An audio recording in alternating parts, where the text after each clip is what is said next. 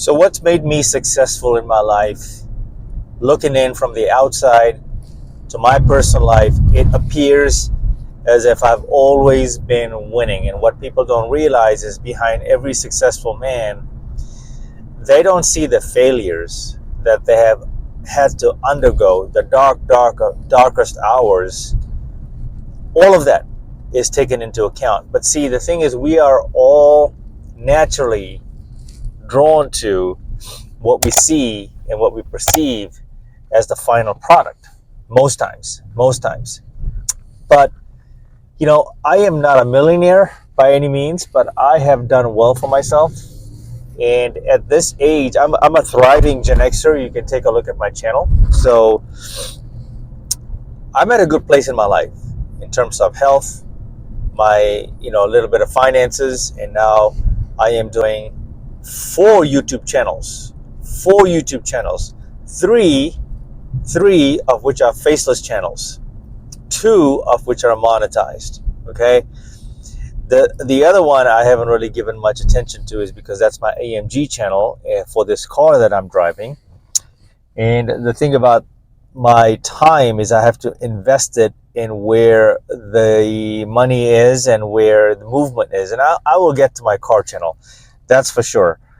But, it wasn't always like this for me, guys. It's showing up over time, year after year, 5 years turn into a decade, and then a couple of decades later, and before you know it, you're 40, you're 50 years old, like myself. My 40s are behind me. So as a matter of fact, I just hit 50 years old, and I know that feels like a big number, but for me to get here, right, you just don't wake up. And now I realize, because I used to look at other people turning 50 when I was in my teens and 20s and 30s, thinking, oh, I'm not going to get there. That 50 is old, right? And understandably, numerically, yes, that is older, okay?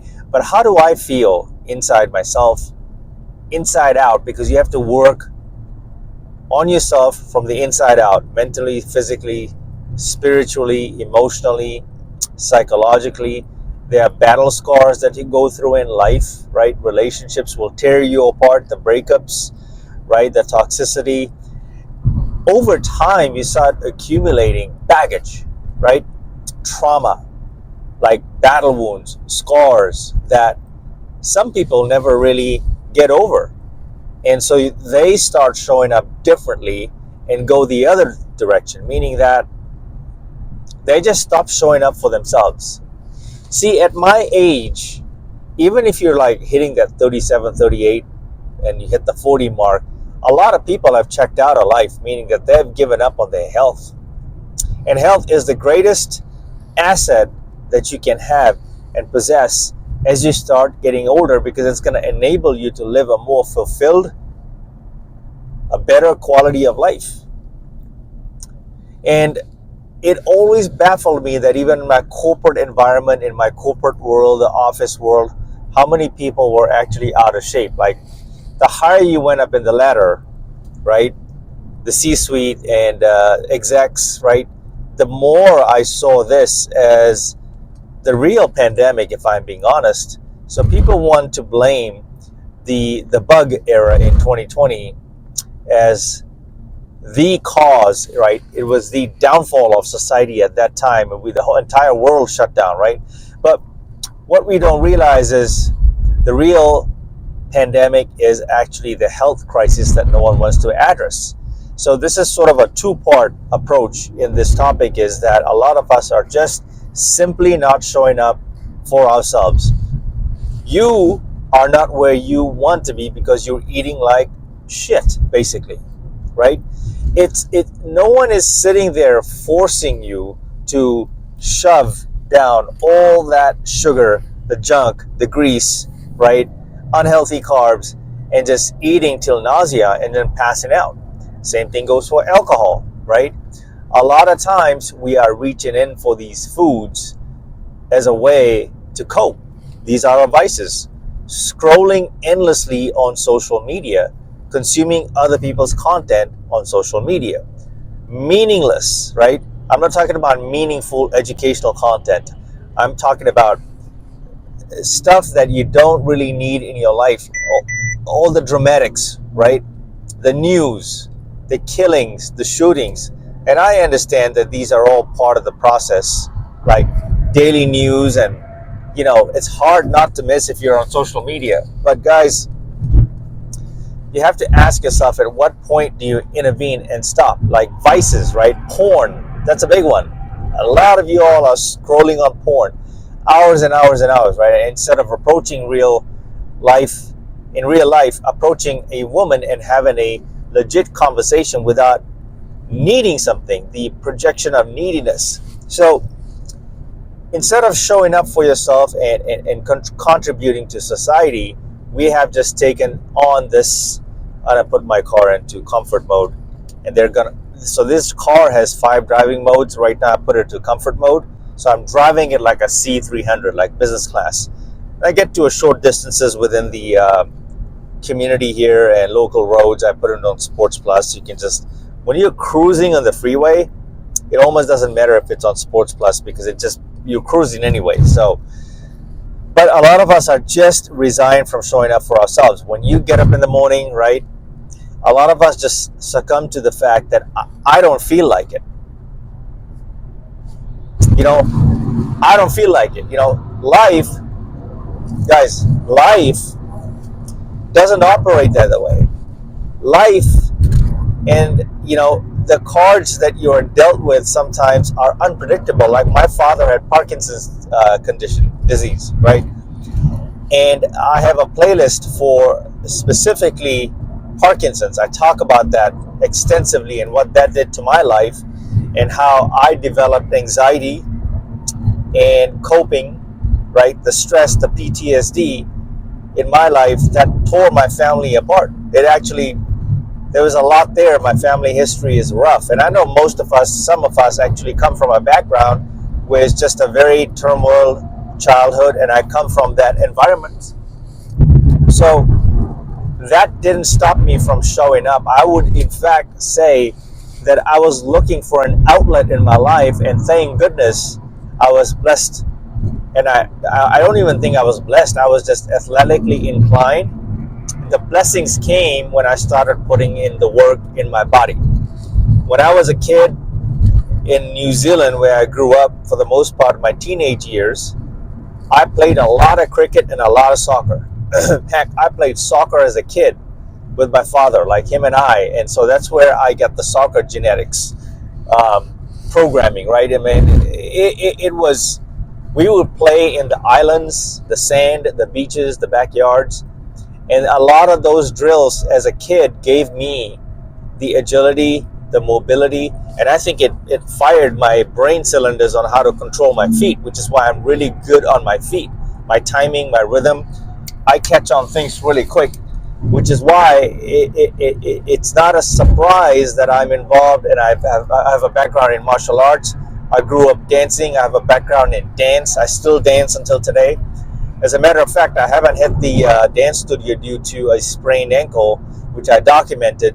It's been over 2 months since I rolled my ankle, and it's just got just a little bit more to go. So just a little bit more to go before I clear my own self and get back out there and start running my sprints. So this is why I'm taking caution and ensure that I heal properly, not re-aggravate and re-injure myself. So going back to all of this, it's a testament to my father as I pave this forward and look back as to where I get all of this from. These habits were there, and I sort of took it for granted. I got into the vices. I got into, all of the stuff that I named. This is normal. Like most men go through this as kids, as teenagers, as young men, older men even, right? And so this message is for all of us fellas, that life is tough for a man, right?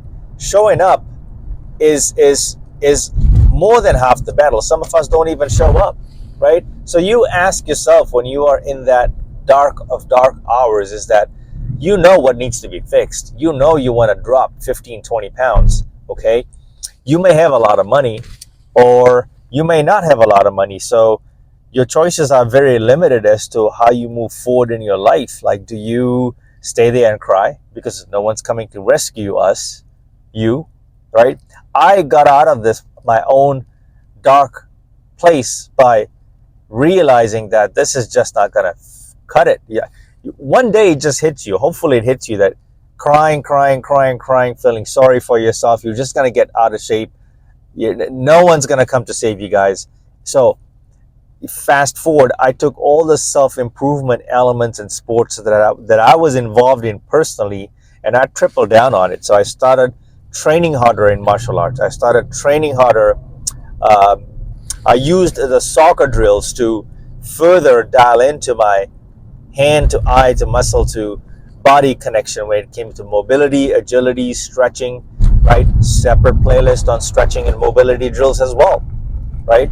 And I don't post a lot of my workouts just because, like I said on the other video, anyone can pick up a book, anyone can Google up on how to work out. Where people often go wrong and miss the mark and just completely derail their progress is they start eating like shit, basically. So their diet is just completely off. You don't have a system. You're not really counting your macros. I don't count my macros because I know where I'm at. I've sort of reached a level where I can eyeball my food and know how much protein I'm taking in and what I require. And, I have a system. I have a protocol I got. And a lot of us sleep in too much. Like, the power of waking up early, man, you just get so much done. I can't explain the benefits of waking up early. It's like almost like you're giving yourself 26 hours in the day. And you would be surprised if you plan your day.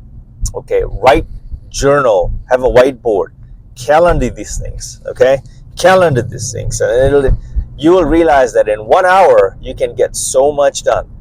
Productivity, so much done. A lot of us have low testosterone, right? Unhappy relationships, marriages, even kids are draining, right? I understand there's a cute side and fulfilling side. I hear all that, but nobody talks about the expenses. Nobody talks about the financial impact, the drain it has on you, right?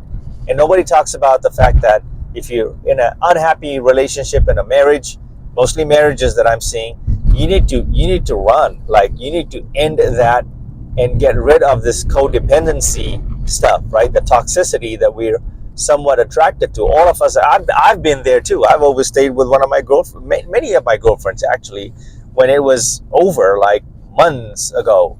So try to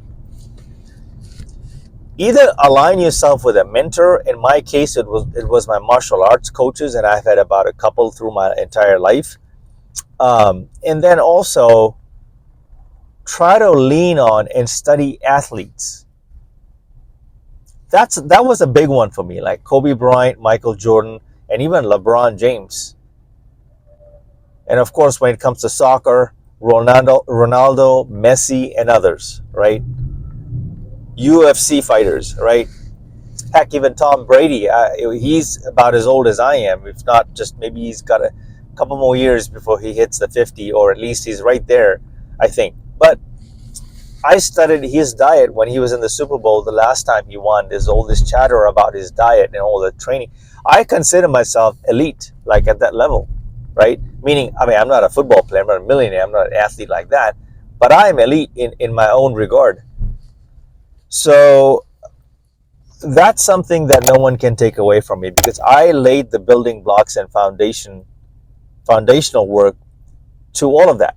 Stretching every single day when no one's watching, right? Lifting weights every single day when no one's watching, right? Going to bed on time, going to bed early, walking 10,000 steps, drinking my gallon of water, right? Dressing well, right? Hygiene, right? Skincare, right?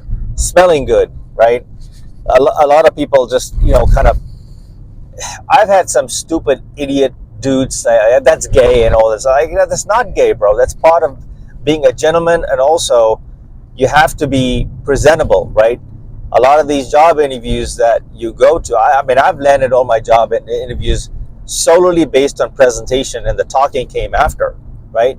battling anxiety, putting yourself in difficult situations, like reasonably difficult situations, and knowing that it's hard, but you're gonna push through it. This is all got to do with resiliency. And sometimes having a messed up childhood and going through those dark hours, you may not see it then. And I wish this upon nobody, including Parkinson's and all the terminally ill conditions, right? Either you extract a heroic Kobe Bryant, Michael Jordan type of comeback story from it and fuel your fire, okay, because you don't have a choice. As Kobe Bryant said, when you're going through a storm, what choice do you have other than to go through that damn mofo storm, right? What choice do you have? I don't care how you get there. The goal is to win. Like crying, crawling, saliva, tears not coming out of your nose. Just feel sorry for me. Feel sorry for me. Someone come and help me. It doesn't work like that for guys, man. We can make a woman's life. Like we can date a server or a coffee girl at Starbucks as long as she's cute, fit, friendly, feminine, right? We can make her life. It doesn't work the other way for guys. Social welfare programs and government assistance programs is mostly for women, not for men. A lot of men are homeless, right? We can pick up a good-looking girl from the homeless, and there are things like this, and make their life, give them a home, give them a roof, shelter, all of these things, right? But for men, we got to show up.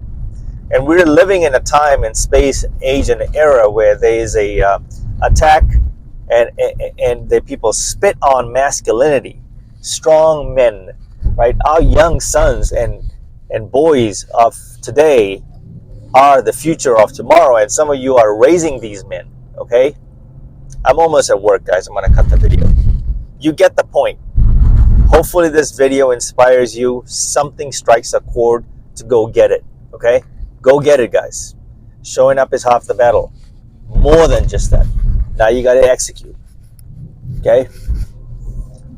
Till the next video, guys. Mamba out.